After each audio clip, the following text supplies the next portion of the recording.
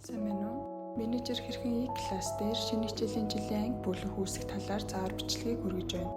Менежер өөрөө ирэхээр нэвтэрч ороод зүүн талд байрлах академик цэсний анги бүлэг дэд цэсний анги бүлэг ESS цэс рүү орно.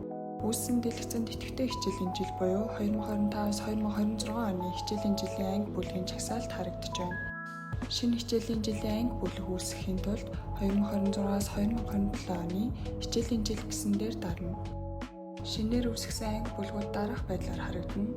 Шинээр үүсгэхдээ шинэ бүлэг гэсэн улбар шар тэмдэгтээр дараад бүлгийн төрөл хэсгээс хөтөлбөрийн төрлөө сонгоод хөтөлбөрөө сонгоод үндсэн бүлгүү салбар бүлгүү гэдгээ сонгоод ангиа сонгоод бүлгийн нэрийг өгнө.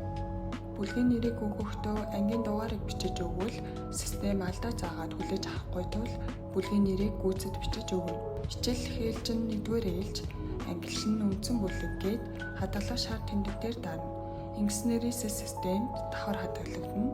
Амжилттай хадгалагдсан 11V ангийн багшийг сонгож өгөхдөө багш товчон дээр дараад багшаа сонгоод багшийн үүрэг хэсгээс анги удирдсан багш уу, туслах багш уу гэдгээ сонгоод хадгалах дээр дарна. Хонх дээр дарахад үүсгэсэн анги бүлгийн чагсаалт гарч ирэх ба засах шаардлагатай бол ESS засах гэсэн шар тэмдэгтээр дараад мэдээлэлээ засаад хадгалахад ESS дээр давхар засагдаж хадгалагдана.